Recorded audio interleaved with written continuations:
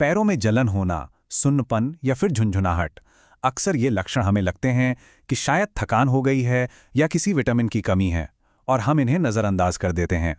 लेकिन अगर किसी को डायबिटीज़ है तो यही लक्षण एक बहुत गंभीर स्थिति का इशारा हो सकते हैं। तो चलिए आज इसी विषय की गहराई में उतरते हैं और डायबिटिक न्यूरोपैथी को ठीक से समझते हैं।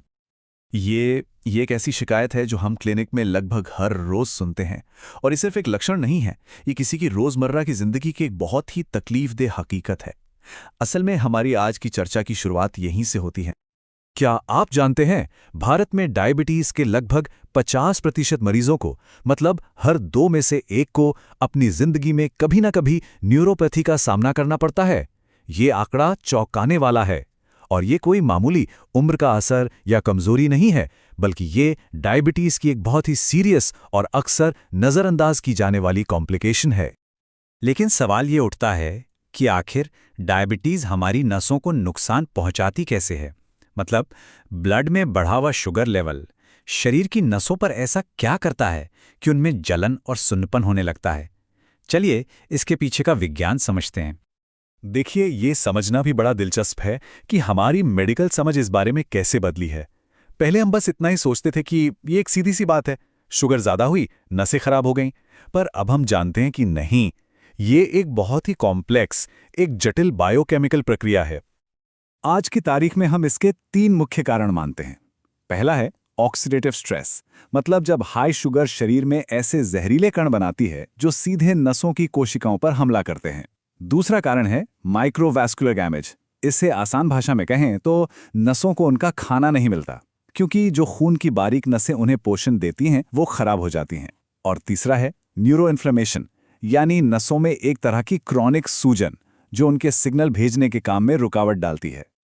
और यही वो वजह है कि लक्षण हमेशा पैरों से क्यों शुरू होते हैं। देखिए, हमारे शरीर की जो सबसे लंबी नसें हैं वो हमारे दिमाग से पैरों तक जाती हैं, और ये लंबी नसें ही इस डैमेज के लिए सबसे ज़्यादा सेंसिटिव होती हैं।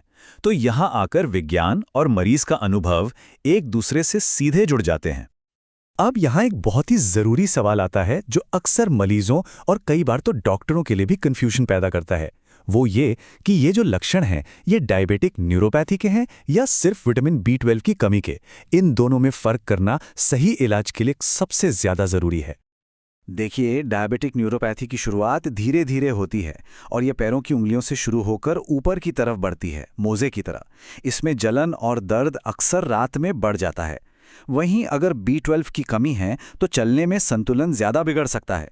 साथ में त्वचा का पीलापन या याददाश्त में कमी जैसे लक्षण भी दिख सकते हैं। यही छोटे छोटे सुराग एक डॉक्टर को सही डायग्नोसिस की तरफ ले जाते हैं। और डायग्नोसिस कई बार और भी मुश्किल हो जाता है, खासकर एक कंडीशन में जिसे हम स्मॉल फाइबर न्यूरोपैथी कहते हैं। इसमें मरीज को बहुत ज़्यादा जलन और दर्द होता है, लेकिन उनके जो स्टैंडर्ड नर्व टेस्ट होते हैं जैसे EMG या NCV, वो बिल्कुल नॉर्मल आते हैं। ऐसा इसलिए होता है क्योंकि ये टेस्ट सिर्फ बड़ी नसों के डैमेज को पकड़ते हैं। छोटी नसों के नुकसान का पता लगाने के लिए ज़्यादा एडवांस टेस्टिंग जैसे स्किन बायोप्सी।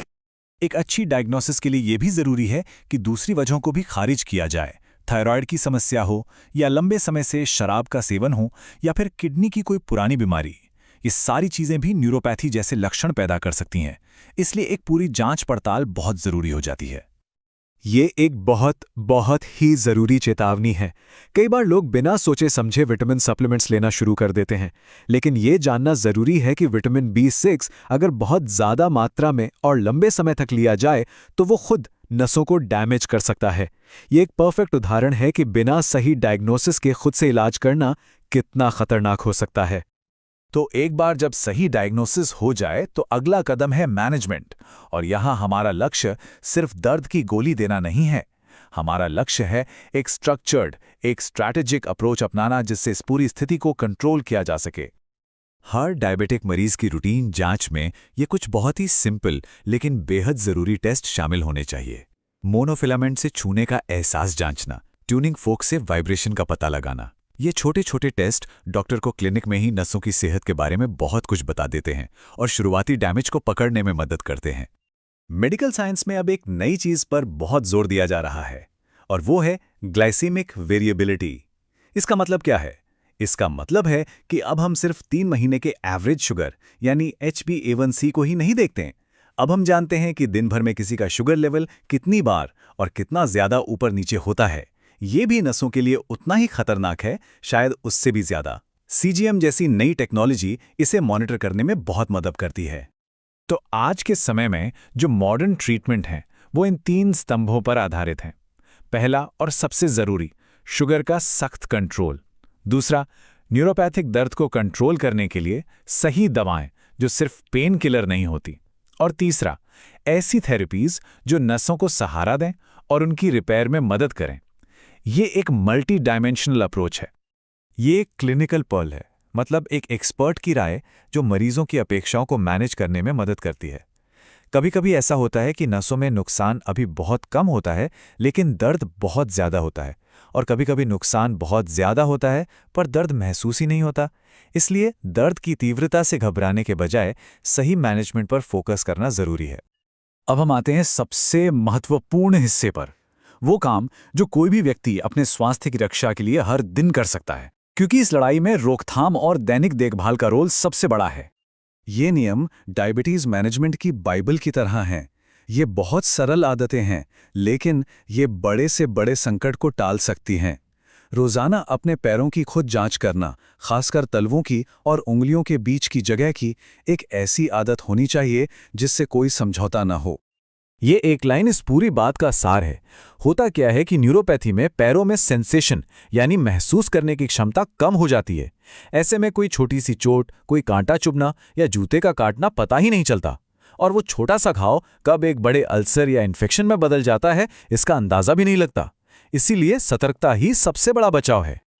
अंत में एक यथार्थवादी उम्मीद रखना बहुत जरूरी है। देखिए, जो नसें एक बार डैमेज हो चुकी हैं उन्हें पूरी तरह से ठीक करना शायद मुमकिन ना हो, लेकिन सही मैनेजमेंट से इस बीमारी को आगे बढ़ने से इसकी प्रोग्रेस को निश्चित रूप से रोका जा सकता है और एक अच्छी क्वालिटी ऑफ लाइफ को मेंटेन किया जा सकता है।